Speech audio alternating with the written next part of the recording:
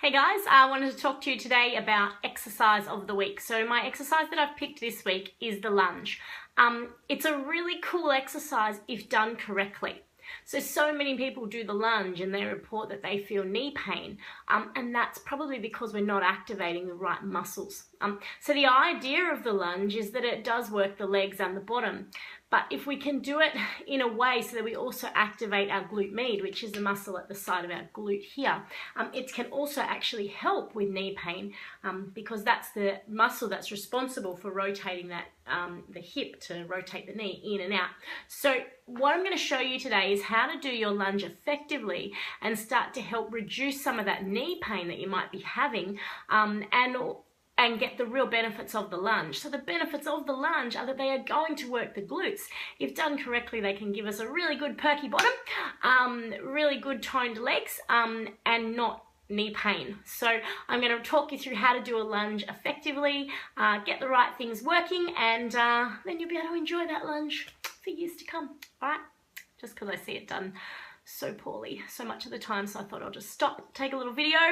You can watch it at home and get that lunge happening. All right, so when we are in our lunge position, what we need to do is we want to take our feet just a little bit wider than hip distance apart, and then we take the leg back. Okay, so we've still got width between our legs. We're not, it's not like the legs one behind the other. We've got distance between our legs, alrighty? Now what we want to make sure of is that with this front heel here, we're digging the front heel, particularly the outer edge of that front heel, into the ground. And when we do that, we'll feel glute med here switch on. So let's just take a little example of what I mean. So if we stand in our lunge position and just for a second, kind of don't really focus on what you're doing with your feet. Okay, put your hand on the side of your bottom here. Now let your foot probably just collapse. You'll sort of roll in a little bit through the arches of your foot. You'll feel your knees start to kind of deviate off center. And then what you'll feel happen is this muscle here in the side of your glute med, you'll actually feel it go a little squishy and soft, right?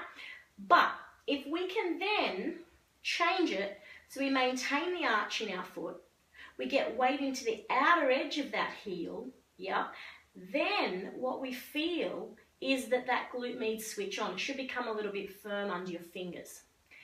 If we can maintain that when we go into our lunge and when we come out of our lunge, then what happens is this glute med stays on. We're working that part of the glute as well as other sections of our glute, but I really wanted to talk today about getting that section firing as well. And then you'll find that your knee stays in alignment, your knee stays tracking forward rather than deviating to the center, or some people it might deviate out here, okay?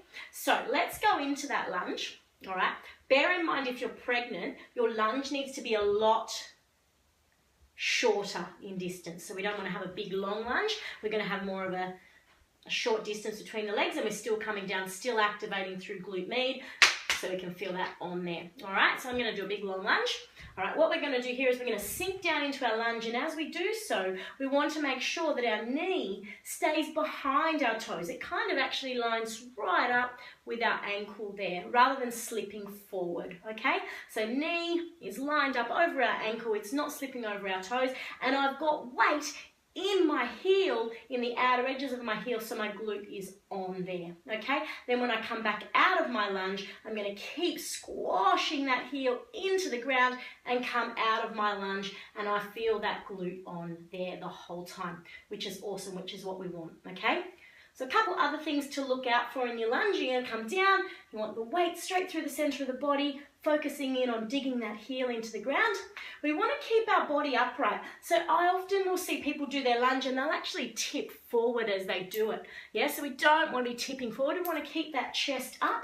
The other thing too is quite often what will happen is our pelvis will kind of stick out as we do it, and that'll aid that tip forward.